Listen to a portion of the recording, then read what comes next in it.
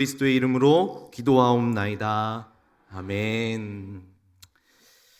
우리 성남제일교회 성도님들은 지금 살아가고 있는 삶에 만족하고 계십니까? 만족하세요? 우리 아마 성숙한 우리 성도님들은 예수님 한 분이면 만족합니다 라고 말하실 수 있을 겁니다. 그렇죠? 네. 우리 좀 대답이 작은 느낌인데요. 예수님 한 분으로 만족하시죠? 네. 그런데 만약에 예수님 한 분으로 만족하신다라고 하셨는데 누군가 여러분들에게 소원을 들어줄 테니까 적어서 알려달라고 하면은 몇 개 적으시겠습니까? 아니, 질문이 좀 잘못됐다 싶기도 해요. A4가 몇 장이 필요할까요? 마당에 수영장이 있는 큰 집, 크고 안전한 차, 좋은 옷, 그리고 보장되는 노후, 내 자녀의 자녀까지 안전하고 편하게 누릴 수 있는 재산, 우리 자녀들이 편하게 살 수 있는 집, 좋은 학교, 똑똑한 머리, 적당한 사회성, 또 좋은 믿음, 배우자, 그리고 매달 임대 내주면서 임대료 받을 수 있는 건물, 이러면 얼마나 좋을까? 뭐 이런 것뿐이겠습니까? 사실 쓰기 시작하면 끝이 없죠. 그죠? 그렇다면 저는 어떤 소원을 적을까요? 아마 저를 여러분들이 보실 때 굉장히 부티나고 세련돼 보이고 도시남자처럼 이렇게 보이기 때문에 귀하게 자랐을 것 같아서 뭐 이렇게 적을 게 없을 것처럼 보이시기도 하겠지만 의외로 저에게도 결핍이 있습니다. 제가 결핍에 대해서, 제가 가졌던 결핍에 대해서 말하기 전에 여러분들에게 좀 사과를 드리고 시작해야 될 것 같아요. 왜냐하면 제가 한 1분 정도 제 자랑을 할 거거든요. 그러니까 조금만 참아주시고 교만해 보이더라도 용서를 구하고 1분만 참아주십시오. 저는 지금까지 어느 자격증 시험이나 어떤 입시를 준비할 때 단 한 번도 떨어져 본 적이 없습니다. 네, 실패를 경험해 본 적이 없어요.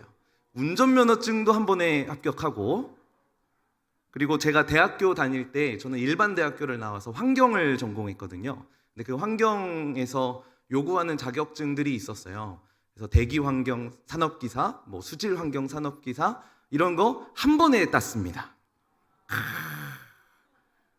네, 자랑할 만하죠. 그때 하나님께서 마음을 주셔가지고 이제 신학을 해야겠다. 일반 대학교 다니면서 환경을 전공하면서 신학을 해야겠다라는 마음을 주셔서 제가 신대원을 준비를 했고 4학년 때 학업을 하면서 4학년 때 신대원 입시 준비를 했고 한 번에 합격했습니다. 대단하죠? 그런 저에게 결핍이 어디 있겠습니까? 그죠? 근데 제가 언제 결핍을 느꼈냐면요. 신대원에 처음 들어가서 수업을 듣는데 막 교수님들이 이야기하시는, 저는 신학을 전공한 사람이 아니었잖아요. 근데 막 어거스틴, 칼빈, 뭐 루터 이런 사람들 이야기를 막 교수님들이 이야기하는데 누군지 모르겠는 거예요. 어거스틴이 누군지, 칼빈이 누군지. 칼빈은 그래도 조금 들어왔지만 무슨 책을 썼는지, 어떤 업적을 남겼는지 이런 거를 전혀 모르겠는 거죠. 그러니까 신학을 한다는 사람이 꼭 배워야 하는 그런 사람들의 이름조차도 모르니, 그 사람들의 업적조차도 모르니 얼마나 답답하고 또 두려운 마음이 있었겠습니까? 신대원 3년 공부하는 게 앞으로의 30년 목회하는 거를 좌우한다라는 선배님들의 조언을 수없이 들어왔기 때문에 이대로는 안 되겠다 싶더라고요. 그래서 제가 정말 신대원 3년 동안 미친 듯이 공부했습니다. 3년 동안 적어도 지금 남들이 알고 있는 부분까지는 좀 따라가야 되지 않을까라는 그런 마음이 있어서 정말 열심히 공부했습니다. 어쩌면 저에게 있었던 결핍, 제가 가지고 있었던 부족함들이 더 열심을 다할 수 있는 동기부여가 됐기 때문에 저에게 있었던 이 결핍은 굉장히 긍정적인 부분이었다라고 이야기할 수 있겠죠. 이런 측면에서 결핍이라는 게 반드시 나쁜 것만은 아니겠다라는 생각을 해봅니다. 내게 있는 결핍을 발견하고 그 결핍을 채우기 위해서 노력이라는 열매를 맺을 수 있기 때문이죠. 그래서 우리에게 중요한 것은 내게 어떤 결핍이 있는지, 내게 어떤 부족함들이 있는지, 그래서 그 결핍과 연약함들을 채우기 위해서 무엇을 해야 하는지 바르게 하는 것, 이게 우리에게 중요한 거죠. 왜냐하면 인간은 이 결핍을 만날 때 그 결핍을 채우기 위해서 애쓰게 되어 있습니다. 이게 욕망으로 바뀌는 거죠. 만약 우리 자녀에게 어떠한 결핍이 있고 그것들을 발견한다면 우리 성도님들은 부모로서 어떻게 반응하시겠습니까? 어떻게든 그 결핍을 채우려고 하겠죠. 아이에게 철분이 부족하다면은 그 철분을 먹이려고 애쓸 것이고, 만약 영어를 잘 못한다 한다면은, 그리고 영어가 필요한데 잘 못한다라고 한다면 빚을 내서라도 미국에 유학을 보내고 싶은 게 부모의 심정이라는 겁니다. 인간은 이렇게 나에게 있는 결핍, 부족함들을 채우려고 애쓰는 존재들이라는 겁니다. 제가 최근에 정재승이라는 뇌과학자, 최근에 TV에도 좀 많이 나오더라고요. 그분이 쓴 책을 봤는데, 결핍이 우리 삶에 얼마나 긍정적인 역할을 하는지에 대한 많은 연구가 있다라고 하면서 몇 가지 소개를 했습니다. 그 중에 가장 널리 알려진 효과 중에 하나가 마감 효과라고 합니다. 조금 더 익숙한 말로는 벼락치기죠. 시험을 이제 앞두고 벼락으로 공부하는 것. 여러분, 설교가 언제 제일 잘 써지는지 아세요? 여기 올라오기 전에. 왜 이렇게 그때 생각이 많이 나는지. 이게 조급하니까, 내게 주어진 시간이 별로 없다라고 그 시간조차 결핍으로 느껴지니까 집중력이 높아지는 거죠. 이런 측면이라면 결핍이라는 부분이 우리에게 집중력도 높여줄 것이고 부족한 부분을 채울 수 있는 동기부여가 될 수 있다라는 겁니다. 그렇기 때문에 긍정적인 거죠. 그런데 사실 이 결핍이 어두운 측면도 있습니다.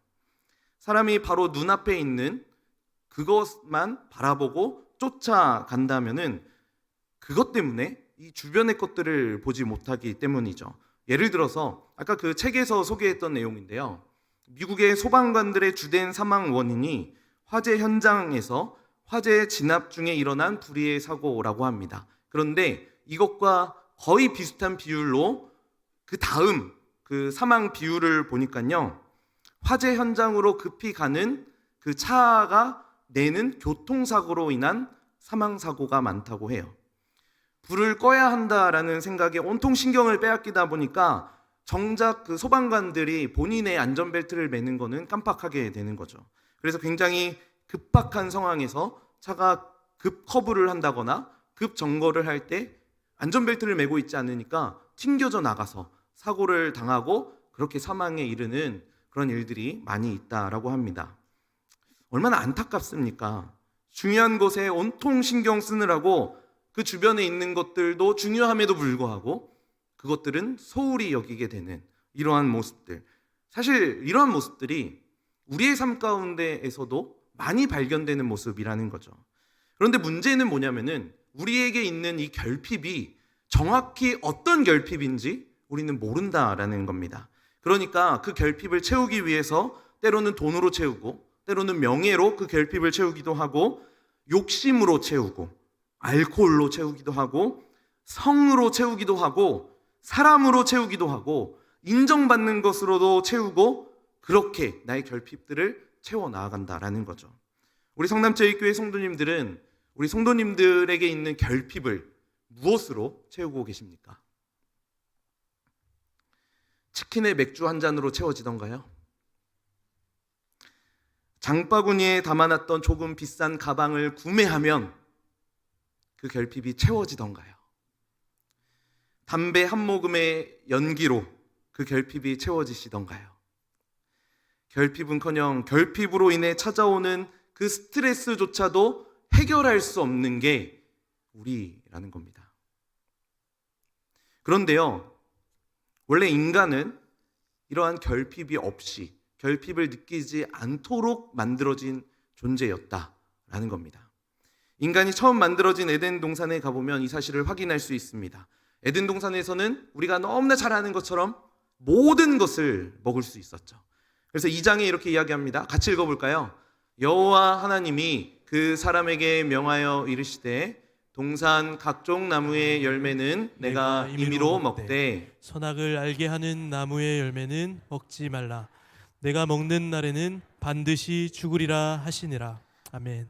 하나님이 모든 것을 먹으라고 하셨습니다. 임의로 먹으라는 말씀은 마음대로 먹으라는 말씀이죠. 하나님은 분명하게 동산에 있는 모든 나무의 열매를 먹어도 좋다라고 하셨습니다. 단지 선악을 알게 하는 나무의 열매만 먹지 말라고 하셨죠.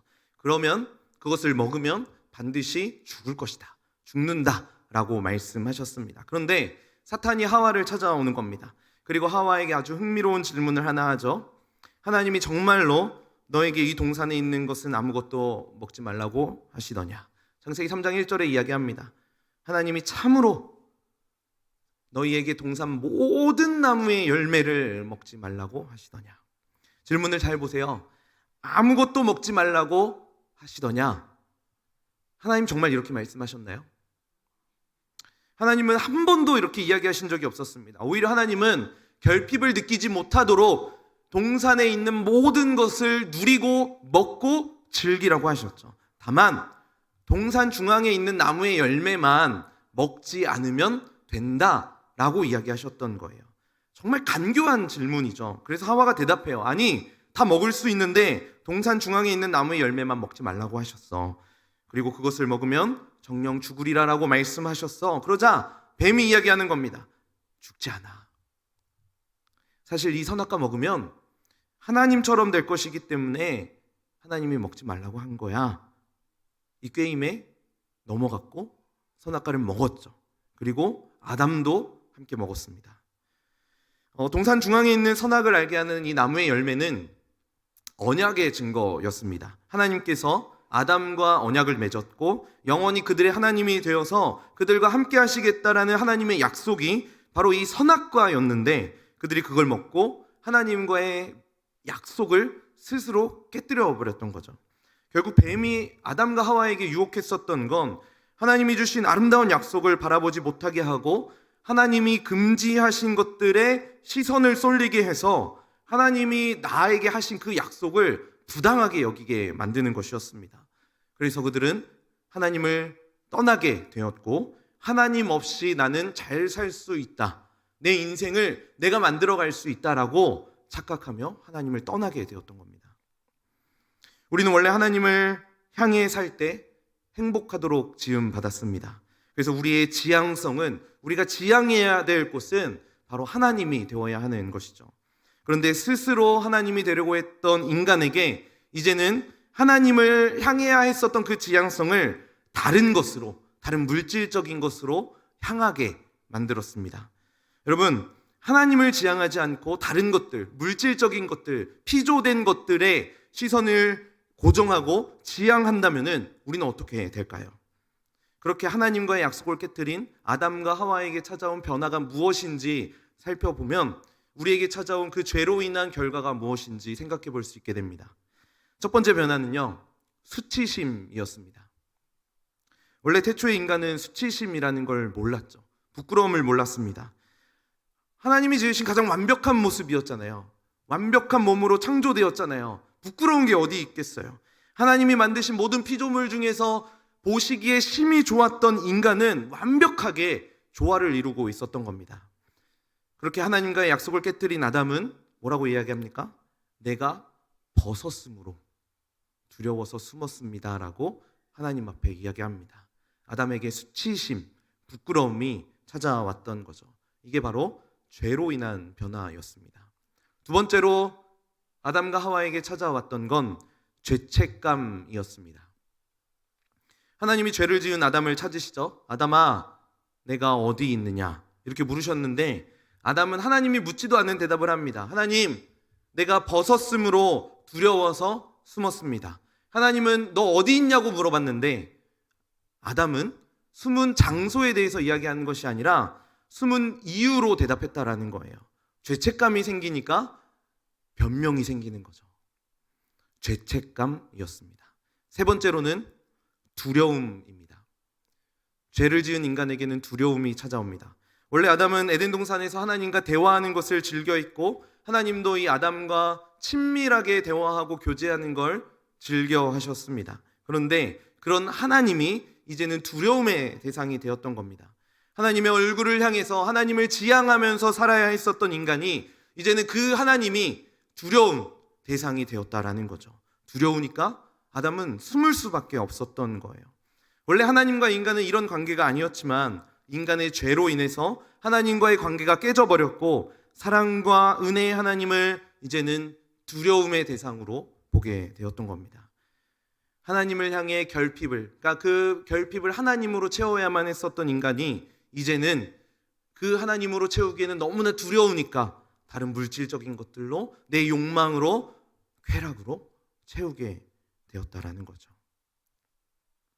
그런데 감사하고 좋은 소식은 이 땅에 인간의 모습으로 오신 예수님으로 인해서 우리의 모든 결핍이 채워졌다라는 겁니다. 하나님의 보좌 앞으로 나아갈 수 있는 새로운 살 길이 열렸고 하나님께 더 가까이 나아갈 수 있게 된 것입니다. 그래서 그렇게 결핍 가운데 있는 인간들을 향해서 하나님이신 그분은 인간의 모습으로 오셔서 우리의 죄를 해결하셔야만 했었던 것이죠. 자, 그렇다면 이제 이쯤에서 우리가 한번 던져봐야 할 질문은, 하나님이 꼭 인간의 모습으로 이 땅에 오셔야만 했을까라는 질문입니다. 어떤 다른 훌륭한 선지자나 아니면 하나님의 일을 맡아서 사역했었던 천사들이 좀 대신해서 십자가에 죽거나 그 죄를 대속할 수 있는 방법을 찾을 수 있지 않았을까요? 왜 인간의 모습이었을까요?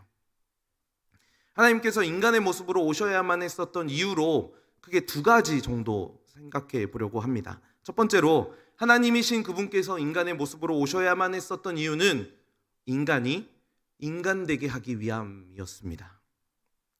인간이 인간으로 태어난다고 다 인간이 아니죠. 우리는 죄 아래에 태어났기 때문입니다. 인간은 인간됨을 이뤄나갈 때 인간으로 인정받을 수 있는 거죠. 그래서 참 인간이신 예수님께서 오시기 전에 그 인간들의 모습을 보면은 그 얼마나 헛된 길로 나아가고 있었는지 그 모습을 이스라엘의 역사가 우리에게 너무나 명확하고 분명하게 교훈하고 있습니다. 아담과 하와가 에덴 동산에서 쫓겨났죠. 그리고 쫓겨난 땅에서 열심히 농사하면서 자식들을 낳고 살아갑니다. 그리고 그의 아들은 가인과 아벨이었습니다. 스스로 주인이 된 인간 사회에서의 열매는 무엇이었을까요? 가인과 아벨 사이에 어떤 일이 있었나요? 가인이 아벨을 살인합니다. 죽여버리죠. 살인이었어요. 죄의 결과가. 그리고 그 가인이 어떻게 또 용서받고 또 기회를 얻어서 살면서 아들을 낳고 그 아들의 이름을 에녹이라고 짓습니다. 그런데 거기서 멈추지 않고 그가 살고 있는 지역의 성의 이름을 뭐라고 짓냐면은 에녹성이라고 이름합니다. 이게 뭘 의미합니까? 내 인생 내가 지키겠다라는 거예요. 내 인생 내가 살아보겠다라는 거죠. 그래서 내 아들의 이름을 그 성의 이름으로 명명해서 여기는 하나님이 지키시는 성이 아니라 내가 지키는 성이다, 우리의 성이다 라는 것들을 보여주고 있는 거죠. 얼마나 교만해졌습니까? 이게 죄의 결과의 모습이라는 겁니다. 그렇게 자녀들이 계속 태어납니다. 그런데 23절에 가서 보면 아주 가관입니다. 우리 23절 같이 한번 읽어볼까요? 라멕이 아내들에게 이르되 아다와 실라여 내 목소리를 들으라. 라멕의 아내들이여 내 말을 들으라. 나의 상처로 말미암아 내가 사람을 죽였고 나의 상함으로 말미암아 소년을 죽였도다. 아멘. 여기 보면 사람을 죽였다라고 이야기해요. 나를 상처 입혔다고 해서 그 사람을 죽여버립니다. 살인이 또 일어났죠. 그런데 그뿐만이 아닙니다. 지금 보시면은 라멕이 누구한테 말하고 있나요? 아내들에게 이야기하고 있어요. 아내들, 아다와 실라. 그러니까 이 말씀에 의하면 지금 일부 다처제가 시작되었음을 알 수 있죠.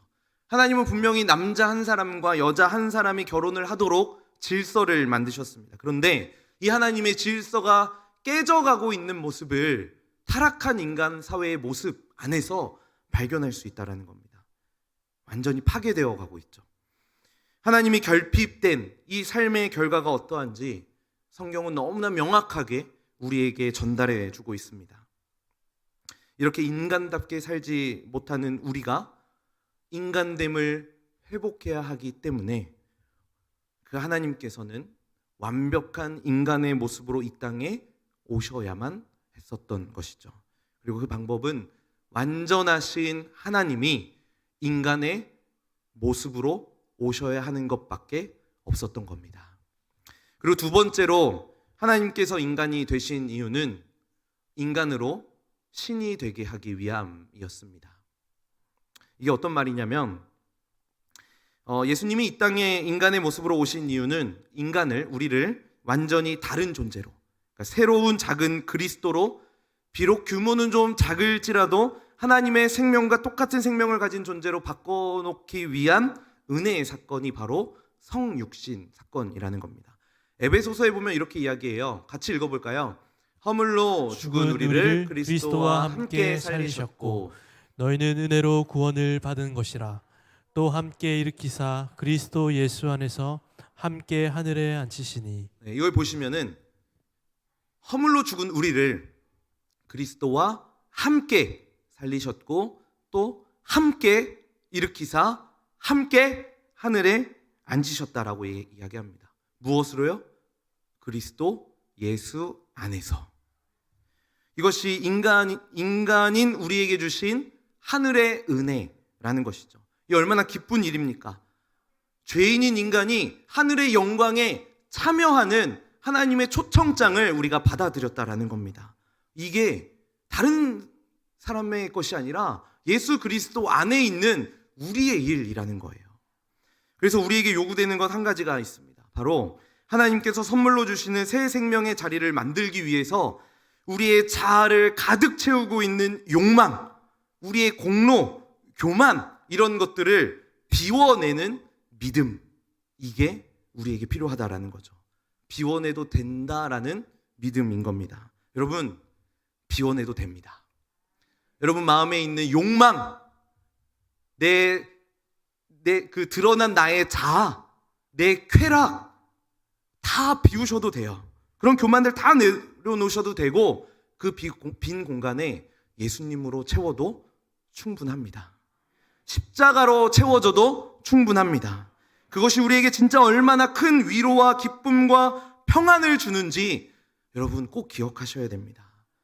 그렇기 때문에 우리는 마음껏 그리고 하나도 남김없이 깨끗하게 비워낼 수 있어야 하는 것이죠. 그럼 우리는 삼위 하나님께서 창세 전부터 영원히 누리셨던 그 기쁨을 우리도 동일하게 누릴 수 있는 겁니다. 창세전에 하나님께서 누리셨던 그 행복의 자리에 우리를 초청하고 계심을 기억하시고 그리스도 예수 안에서 하늘의 그 영광과 기쁨을 맛보시는 우리 모든 성도님들 되시길 축복합니다. 이런 관점에서 보면 우리 예수님은요, 죄로 인해 생긴 모든 변화들, 아까 세 가지를 봤잖아요. 그 모든 변화들을 동일하게 겪으셔야만 했습니다. 십자가의 그림자가 찾아올 때 예수님은 기도하셨습니다.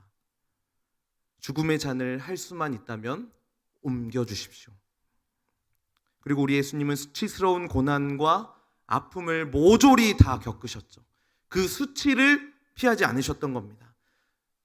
심지어 속옷까지도 모두 다 벗겨져서 그 로마 병사들이 마치 전쟁의 전리품을 나눠 갖듯이 가져가면서 조롱하고 있는 그 로마 병사들의 모습을 보시면서 그 수치를 감당하신 분이 우리 예수님이었어요. 더 나아가서 영원전부터 친밀하게 누리셨었던 아버지와의 관계도 완전히 깨져버렸습니다. 나의 하나님, 나의 하나님, 어찌하여 나를 버리셨습니까? 라고 외치셨을 때에도 아버지로부터 외면당하는 그 버림을 우리 예수님이 겪으셨다고요. 그런데 우리 예수님께서 인간들의 죄로 인한 모든 변화들을 하나하나 극복해 나가시는 겁니다. 다 맞으시면서 그것들을 극복해 나가시는 거예요. 이 잔을 옮겨달라고 기도하셨으면서도 그러나 아버지, 내 원대로 마시옵고 아버지의 원대로 되기를 원합니다 라고 기도하신 분이 우리 예수님이었습니다.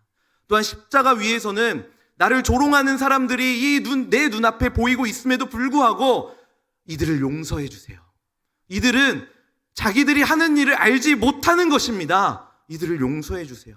그렇게 용서를 구하고 하나님의 뜻을 향해서 그 뜻을 이루기 위해서 그 십자가에서 죽음을 당하시는 그 예수님의 모습을 우리는 보게 된다라는 겁니다. 그런데 이 모든 수치와 이 두려움을 겪으셨던 그 예수님이 그 십자가로 인해 얻을 수 있는 유익들을 모두 다 우리에게 허락해 주셨다라는 거죠. 그래서 그 예수님으로 채워지는 기쁨이 오늘 우리에게 예수 그리스도 안에 있는 우리에게 동일하게 주어진다라는 겁니다. 그런데 이게 어디에서부터 시작이 되었냐면은 인간들이 살다 보니까 너무 죄를 많이 짓네. 얘네들 너무 더러워서 안 되겠다. 내가 좀 구원하겠다. 이래서 구원하신 게 아니라 아주 오래전부터, 영원전부터 하나님의 계획 안에 포함되어 있었다라는 거죠. 특히 오늘 본문에도 그러한 하나님의 마음이 너무나 잘 드러나 있습니다. 오늘 우리가 읽은 창세기 3장 15절을 신학자들은 원시복음이라고 이야기하기도 합니다. 첫 복음, 처음 복음이라는 의미죠. 우리 오늘 본문 3장 15절 같이 한번 읽어볼까요? 내가 너로 여자와 원수가 되게 하고 내 후손도 여자의 후손과 원수가 되게 하리니 여자의 후손은 내 머리를 상하게 할 것이요 너의 그의 발꿈치를 상하게 할 것이니라 하시고. 이 말씀에 내가, 너로, 너는 이런 게 좀 많아서 제가 이해를 돕기 위해서 한번 이렇게 표현해 보겠습니다. 한번 말씀 그대로 띄워주시고요. 하나님이 뱀으로 여자와 원수가 되게 하고 뱀의 후손도 여자의 후손과 원수가 되게 하리니 여자의 후손은 뱀의 후손의 머리를 상하게 할 것이요 뱀은 여자의 후손의 발꿈치를 상하게 할 것이니라. 뱀의 후손과 여자의 후손이 서로 원수가 되죠. 그리고 여자의 후손은 뱀의 후손의 머리를 상하게 하고 뱀은 여자의 후손의 발꿈치를 상하게 한다라고 이야기합니다.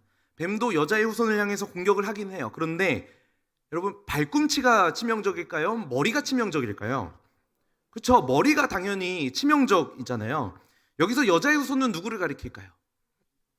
예수님을 가리킵니다. 그 예수님이 어떻게 하십니까? 뱀의 머리를 짓밟아 버리신대요. 영적 전쟁의 최후 승리를 지금 아담과 하와가 범죄한 그 현장에서 알려주고 계시는 거예요. 아담과 하와가 범죄를 저질러서 하나님의 저주를 받고 있는 그 현장에서 내가 너희에게 승리를 줄 것이다라는 것들을 선포하고 계신다라는 거죠. 특히 이 3장 15절의 이 말씀은 뱀을 저주하시면서 하나님이 하신 약속이거든요.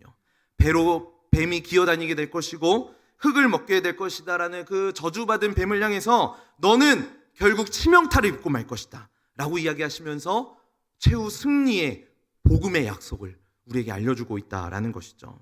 그래서 오늘 본문은요, 조금 세밀하게 살펴보면 세 가지의 장소를 우리에게 알려줍니다. 첫 번째 장소는요, 하나님과 대화하면서 교제하는 선악과를 먹기 이전의 에덴 동산입니다. 얼마나 아름답습니까?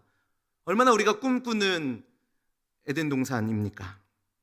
그런데 두 번째 장소는요, 여전히 에덴 동산이지만 죄를 짓고 하나님이 심판하시는 장소입니다. 오늘 본문이죠.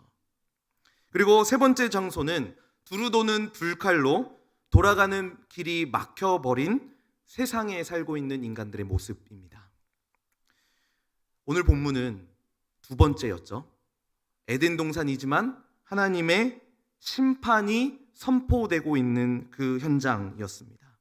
하나님은 벌을 내리고 계시지만 동시에 회복을 허락해 주고 계신다라는 이 사실입니다. 이런 관점에서 오늘 본문은 매일 영적 전쟁의 한가운데 살아가고 있는 우리에게 한 가지 소망을 전달해 주고 계십니다.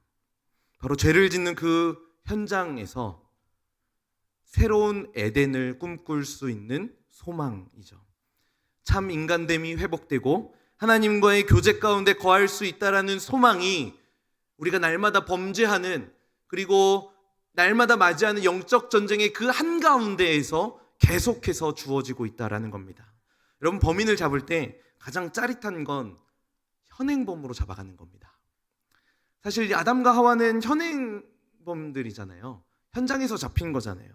그래서 이 범인들에게 줄 수 있는 건 너무나 명확하기 때문에 너희들에게 앞으로 이런 처벌이 있을 것이다 라는 것밖에 없어요. 그래도 이들에게 좀 소망을 줘야겠다라고 한다면 그저 자신들의 범죄 행위를 인정할 때 줄 수 있는 감형 정도거든요. 이 형 자체가 사라지지 않아요. 그런데 아담과 하와는 그것조차도 거부했던, 그리고 다른 내 옆에 있는 자들에게 피해를 전가시키려고 했었던 사람들이었어요. 석방을 기대할 수 없는, 감형을 기대할 수 없는 상황이었다라는 겁니다. 그런데 우리 하나님께서 그 범죄한 현장에 찾아가셔서 내 책임을 옆으로 전가하고 있는 그 현장에서도 소망을 허락해 주고 계신다라는 겁니다. 우리 주님이 주시는 소망은 단순히 죄인들이 기대할 수 있는 가명 정도의 소망이 아니었던 거예요. 너가 지었던 그 죄를 죄로 인정하지 않으시겠다라는 선언인 동시에 매일의 영적 전쟁에서 승리를 약속해 주시는, 더 나아가서 영원한 생명을 허락해 주시는 소망이라는 거죠. 그래서 우리는 타락하고 범죄한 에덴 동산이었지만, 비록 죄가 가득한 그 현장이었지만 그곳에서조차도 소망을 가질 수 있다라는 겁니다. 팀 라이 목사님이라는 분이 쓴 목회자가 타락하면이라는 책이 있는데, 그 책 서두에 보면 이런 일화가 한 가지 기록되어 있습니다. 미국의 한 목사님이 샌프란시스코에서 달라스로 가는 비행기를 탔다고 해요. 그래서 옆자리에 한 청년이 앉아 있었는데, 그 청년이 비행기 안에서 비행기를 타고 가다가 승무원이 기내식을 권하니까 이렇게 이야기하더래요. 저는 지금 금식 기도 중입니다. 음식을 거절했던 거죠. 그래서 이 목사님이 속으로, 와, 이런 시대에 이런 청년들이 다 있구나, 그리스도인이구나, 크리스천이구나 라고 생각하고 너무나 반가워가지고 이야기를 꺼냈어요. 예수 믿냐고, 나 목사라고 이야기를 한 겁니다. 그런데 청년이 이렇게 대답하더랍니다. 저는 크리스천이 아니고 사탄 숭배자입니다. 그리고는 이렇게 이야기하더래요. 며칠 후에 달라스에서 사탄 교회 교인들이 모여서 하는 연합기도회가 있는데, 자기가 그 연합기도회의 준비위원이라서 지금 달라스로 가고 있다라는 거예요. 그리고 그 집회에, 그 연합기도회의, 사탄교회의 연합기도회의 성공을 위해서 금식기도하고 있다라는 거죠. 그래서 특별히 그 기도회의 목적이 무엇이었냐면은, 달라스에서 가장 영향력 있는 교회가 영향력을 잃게 해달라는 기도였고, 그게 주제였고, 그것을 위해 그 교회의 목회자의 가정이 성적으로 타락하는 것, 그것을 목적으로 해서 기도하고 있다라는 겁니다. 이 목사님이 굉장히 놀란 거예요. 이런 사람도 있구나, 이런 기도도 있구나. 그러면서 그로부터 좀 몇 년 뒤에 이 목사님이 우연히 어떤 설문조사, 이 데이터를 보게 된 거예요. 그런데 달라스가 속해 있는 이 텍사스 지역에 대한 조사에서 그 지역 목회자의 이혼이 다른 지역의 목회자의 이혼에 비해서 월등히 높은 것을 발견했던 거죠. 더 나아가서 목회자의 성적인 타락으로 인해서 이혼하게 되었다라는 그 비율이 높은 것을 발견하게 되었던 겁니다. 저는 사탄을 향한 기도가 능력을 발휘할 수 있느냐에 대해서는 여전히 물음표입니다.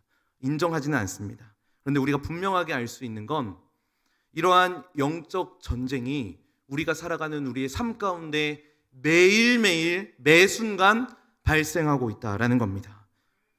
에베소서 6장에 보면 이렇게 이야기하죠. 우리의 씨름은 혈과 육을 상대하는 것이 아니요 통치자들과 권세들과 이 어둠의 세상 주관자들과 하늘에 있는 악의 영들을 상대함이라. 어쩌면 예수님의 십자가를 묵상하고 고난을 묵상하는 이 예배의 자리가 사탄이 우리 성도님들을 방해하는 그 장으로 활용할 수도 있을 겁니다. 깨어 있어야 합니다.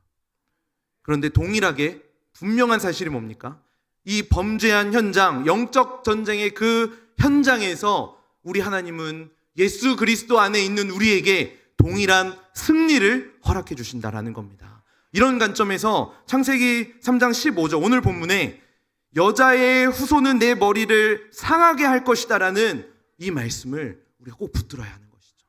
예수 그리스도가 사탄의 머리를 상하게 할 것이다라는 이 놀라운 복음의 선포를 우리는 기억해야 하는 겁니다. 그래서 우리는 걱정하지 말고 두려워하지 않고 하나님께 맡겨버리면 되는 겁니다. 사탄이 공격하는 건 공격하긴 할 거예요. 그런데 그 공격은 발꿈치 정도밖에 안 될 겁니다. 발꿈치 정도 상하게 할 거예요. 그런데 그 십자가의 길로 걸어가시는 예수 그리스도, 고난의 길로 걸어가시는 그 예수 그리스도께 모든 것을 맡겨버리면 우리 주님께서는 뱀의 머리를 짓밟아 버리는 치명타를 날리신다라는 사실 꼭 기억하시길 바랍니다. 우리가 그 사실 믿고 바라본다면 십자가를 통해서 얻게 되는 승리가 바로 우리의 것이 되는 것입니다. 요한일서에도 이렇게 이야기합니다. 같이 읽어볼까요?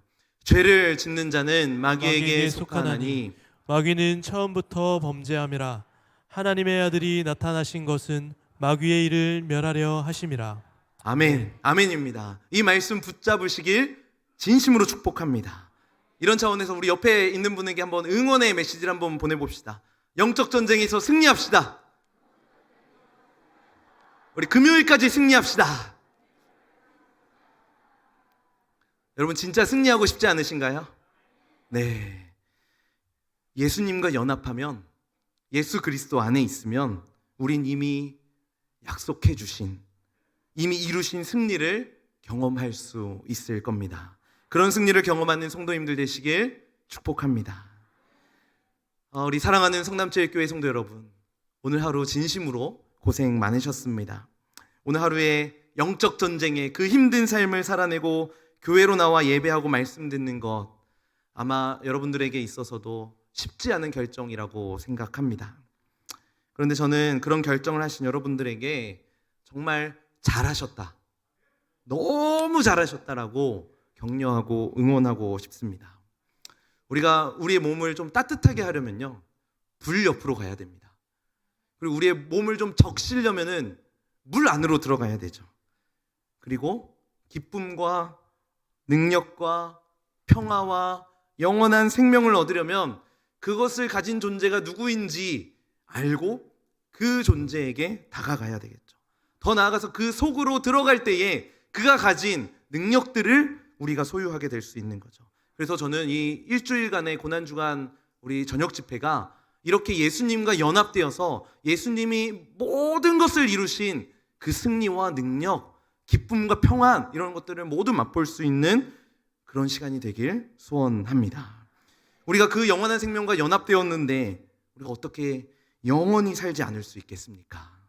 영원한 생명과 연결된 사람이 어떻게 평안과 기쁨을 누리지 않을 수 있겠습니까?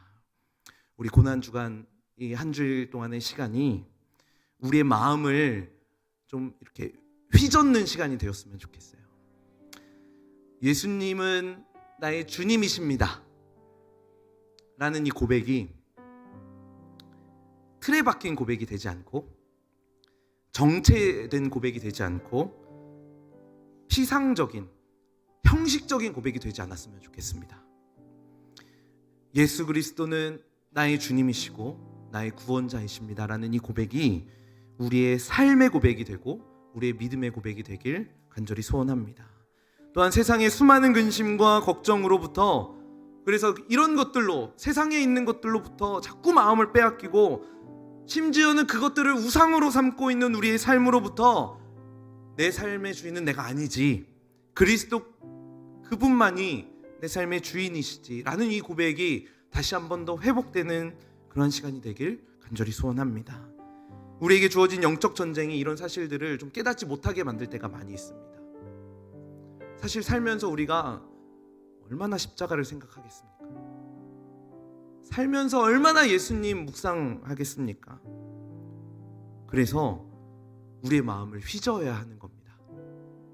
이 시간이 좀 그런 시간이 되었으면 좋겠어요. 특별히 우리의 마음을 휘저을 때 다른 것으로 휘젓지 마시고 십자가로 휘젓길 소원합니다. 십자가로 이렇게 휘젓고, 그래서 불순물들이, 더러운 것들이 막 이렇게 나올 때에 그 빈자리를 예수 그리스도로 채우는 거죠. 그때 우리의 정체성이 바르게 회복되는 거예요. 힘들게 영적 전쟁을 살아가는 우리 성남체육교회 성도 여러분, 휘저읍시다. 십자가로 휘저읍시다.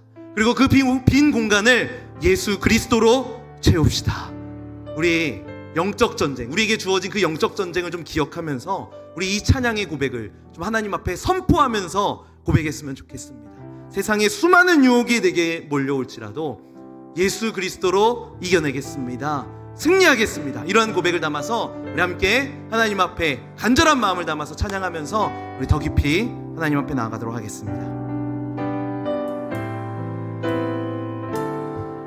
세상의 유혹 시험이 세상의 유혹 시험이 내게 몰려올 때에 나의 힘으론 그것들 모두 이길 수 없네. 거대한 폭풍 가운데 위축된 나의 영혼 어찌할 바를 몰라 헤매이고 있을 때 거짓과 속임수로 가득 찬 세상에서 어디로 갈지 몰라 머뭇거리고 있네. 공중의 권세 잡은 자 지금도 우리들을 실패와 절망으로 넘어뜨리려 하네. 선포합시다. 주를 찬양. 주를 찬양 손을 들고 찬양 전쟁은 나에게 속한 것 아니니. 주를 찬양 손을 들고 찬양 전쟁은 하나님께 속한 것. 우리 이렇게 고백할까요? 주위를 둘러보면 아무도 없는 듯 믿음의 눈을 들면 보이는 분 계시네. 지금도 내 안에서 역사하고 계시네. 사망과 어둠의 권세 우리 다시 한 번 더 가사를 기억하며 주위를 둘러보면 아무도 우리의 믿음의 눈을 들면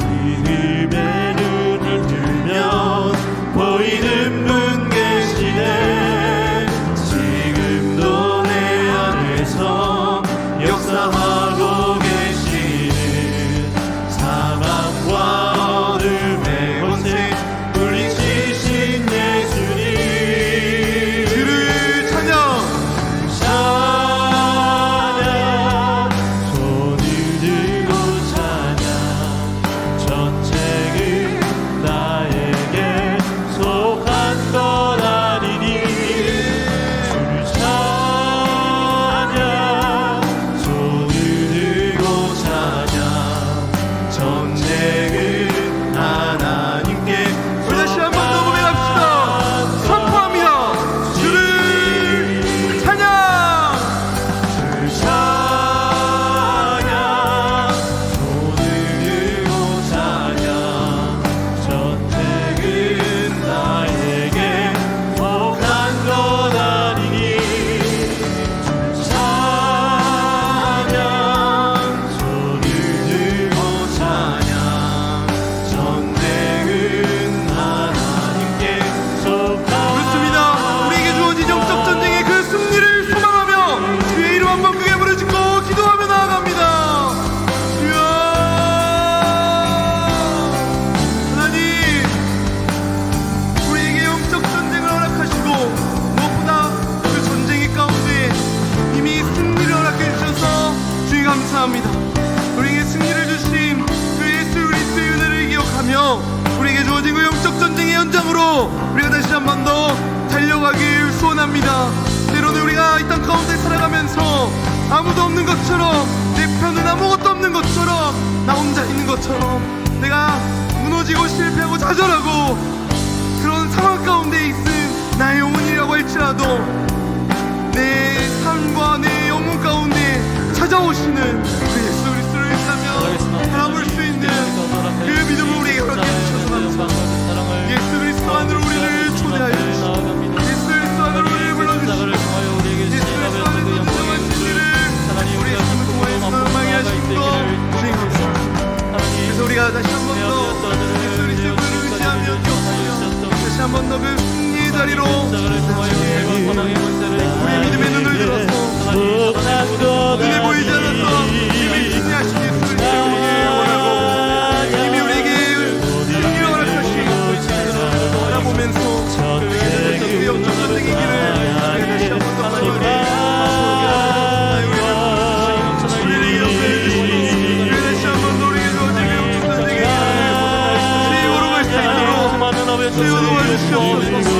주님의 삶 가운데 나갈지라도 하나님 우리를 넘어뜨리지 아니하시며 우리를 떠나느니 지키지 아니하시며 그 십자가를 통하여 내게 주셨던 그 영광의 승리를 다시 하나님 우리 가운데 복시키시기를 원하시고 그 하나님의 풍성한 승리를 우리가 다시 하나님께 속한 풍성한 승리를 허락하여 주시기를 간절히 원합니다. 하나님 우리를 사랑하여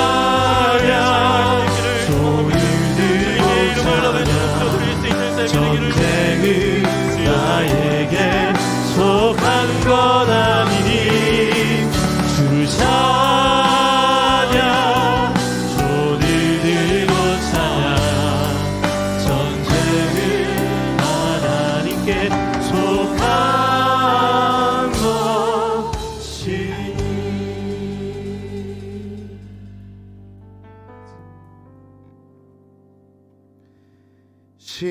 십자가 그 사랑 멀리 떠나서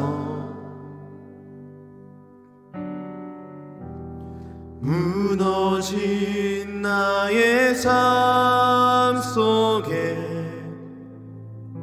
잊혀진 그 은혜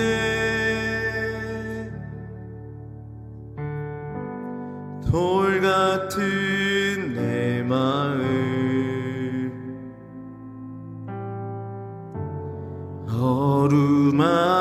어루만지사 다시 일으켜 세우신 주를 사랑합니다. 우리 다시 한 번 더 십자가 그 사랑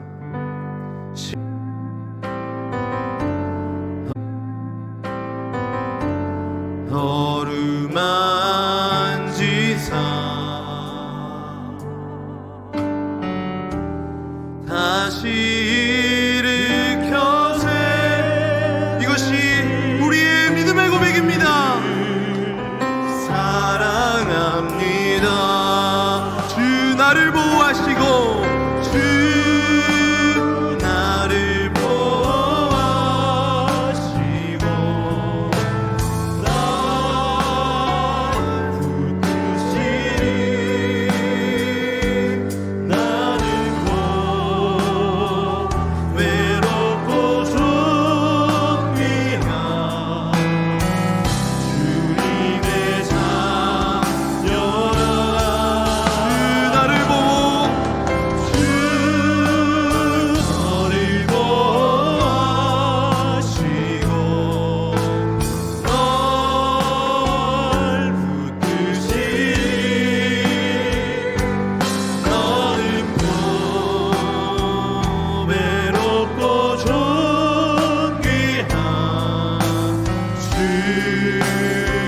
우리 다시 한 번 더 주 나를 보호하시고 주 나를 보호하시고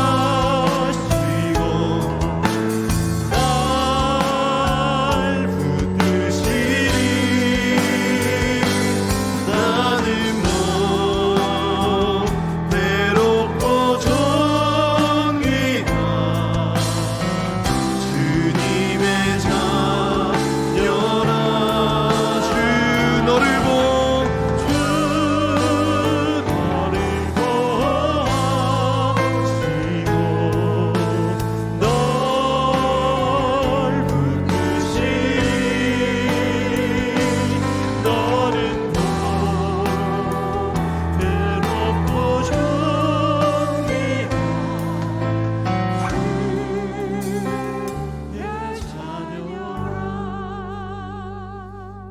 우리 주님께서 인간의 모습으로 십자가에 죽으셔야만 했었던 이유는 우리의 참 인간됨을 회복하기 위한 것이었고 우리가 하나님의 영역에까지 하나님의 영광에까지 자라가도록 부르시기 위함입니다. 그래서 우리는 자랑스럽게 이야기할 수 있습니다. 나는 보배롭고 존귀한 하나님의 자녀다. 나는 보배롭고 존귀한 하나님의 자녀라. 그런데 이 고백은 십자가가 아니고는, 예수 그리스도가 아니고는 회복할 수 없는 우리의 정체성입니다. 이 시간 우리 다시 한 번 더 하나님 앞에 기도하실 때 우리 좀 십자가로 우리의 마음을 좀 휘젓는 그 기도를 하나님 앞에 올려드렸으면 좋겠습니다. 하나님, 내 삶이 너무나 오염되었습니다. 내 삶이 너무나 무너져 있었습니다.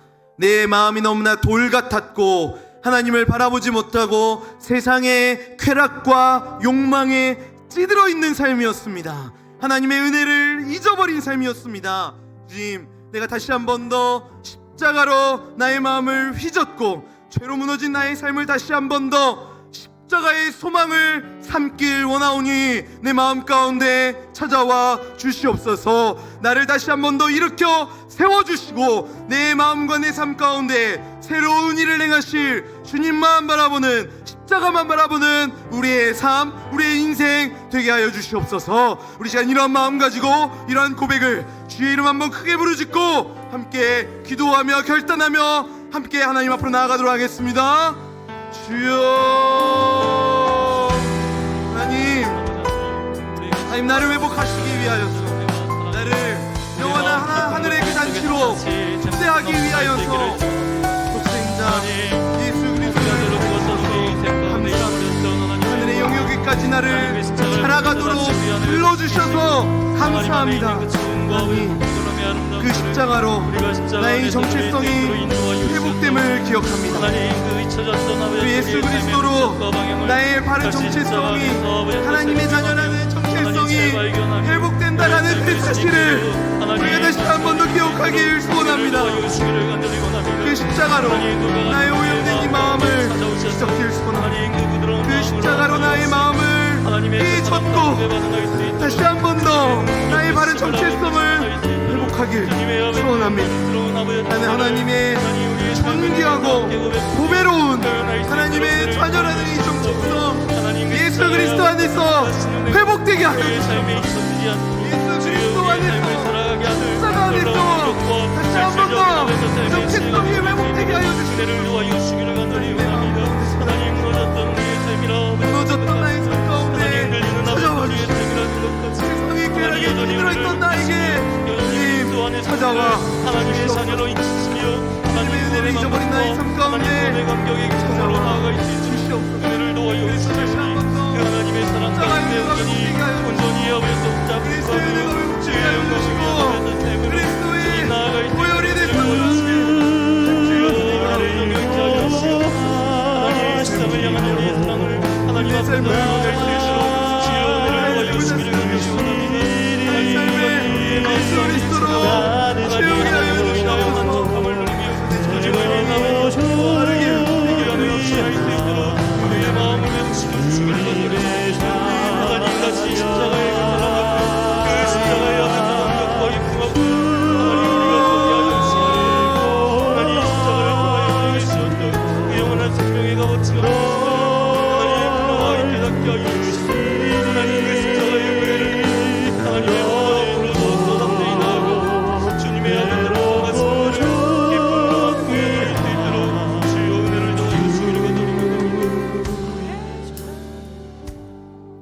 하나님,